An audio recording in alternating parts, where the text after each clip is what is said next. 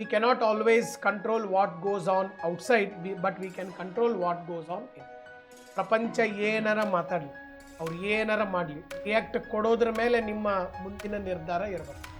ಅವ್ರು ಬೇಕಾದ್ ಮಾಡಲಿ, ನಾವು ಅದಕ್ಕೆ ರಿಯಾಕ್ಟ ಕೊಡಲಿಲ್ಲ ಅಂದ್ರೆ ಮುಗಿದ ಹೋಯ್ತು, ಪ್ರಪಂಚನ ಸುಮ್ಮನೆ ಆಗ್ಬಿಟ್ಟು. ಅದಕ್ಕಾಗಿ ಕೆಲವೊಂದು ವಿಷಯಗಳು, ಹೊರಗಡೆ ವಿಷಯಗಳು ನಮ್ಮ ಕಂಟ್ರೋಲ್ನಾಗ ಇರುವುದಿಲ್ಲ, ಅವ್ನು ಬಿಟ್ಬಿಡು. ನಮ್ಮ ಕಂಟ್ರೋಲ್ನಾಗ ಇದ್ದಿದ್ದವ್ರ ಮೇಲೆ ಸರ್ ನಾವು ತಲೆ ಕೆಡಿಸ್ಕೊಳಕ್ಕೆ ಅಡ್ಡಿ. ಪಾಯಿಂಟ್ ಅರ್ಥ ಆಗ್ತಾ ಇದೆ?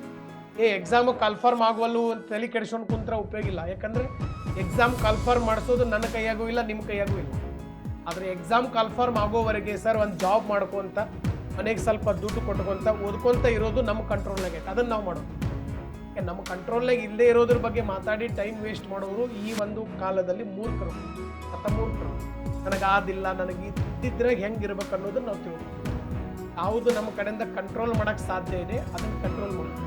ಕಂಟ್ರೋಲ್ ಮಾಡೋಕ್ಕೆ ಸಾಧ್ಯ ಇಲ್ಲ ಅಂದಿದ್ದನ್ನು ಸರ್ ನಾವು ಕಂಟ್ರೋಲ್ ಮಾಡೋಕ್ಕೆ ಹೋದರೆ ನಾವು ಸಿಟ್ಟು ಬರ್ತದೆ, ಪ್ರಾಬ್ಲಮ್ ಮಾಡ್ತೀವಿ. Point understood? ಪ್ರತಿ ದಿವಸದ ಜೀವನದಾಗ ಎವ್ರಿ ಡೇ ನೀವು ಚೆಕ್ ಮಾಡ್ಕೋಬೇಕು, ನನ್ನ ಕಂಟ್ರೋಲ್ನಾಗ ಯಾವುದೈತಿ ಯಾವುದಿಲ್ಲ. ಯಾವುದಿದೆ ಅಲ್ಲ ಅದನ್ನು 100% ನಮಗೆ ಹೆಂಗೆ ಬೇಕು ಹಂಗೆ ಕನ್ವರ್ಟ್ ಮಾಡೋದು. ಯಾವುದಿಲ್ಲಲ್ಲ ಅದ್ರ ಬಗ್ಗೆ ಯೋಚನೆ ಮಾಡಿ ಟೈಮನ್ನು ವೇಸ್ಟ್ ಮಾಡೋದು.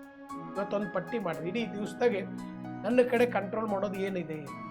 ಹಾಂ, ನಮ್ಮ ಫ್ರೆಂಡ್ ಬಂದು ಇವತ್ತು ನಾವು ಭಾಳ ಚಂದ ಓದ್ಬೇಕಂತ ಕುಂತಿರ್ತೇವೆ, ಸಿನಿಮಾಗೆ ಹೋಗೋಣ ಬಾ ಅಂತ ಕರೀತಾರೆ. ಬಟ್ ಅದು ನನ್ನ ಕಂಟ್ರೋಲ್ನಾಗ. ಅವ್ನು ಬರಬಾರ್ದು, ನಮ್ಮ ರೂಮಿಗೆ ಅವ್ನು ಬರಬಾರ್ದು ಅಂತಂದರೆ ಅದು ತಪ್ಪು.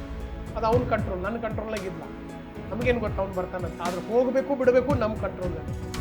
ಓಕೆ, ನಮಗೆ ಇನ್ಸೈಡ್ ಒಳಗೆ ನಾವು ಕಂಟ್ರೋಲಲ್ಲಿ ಇದ್ದೀವಿ ಅಂದರೆ ಅವ್ರು ಔಟ್ಸೈಡ್ ಏನು ಮಾಡಿದ್ರು ಸರ್ ನಮಗೆ ಅಗಲಾಡ್ಸೋಕ್ಕಾಗ. ನನ್ನ ಪಾಯಿಂಟ್ ಅರ್ಥ ಆಗಿದೆ ಅಂತ ನಾನು ಭಾವಿಸ್ತೀನಿ. ಓಕೆ.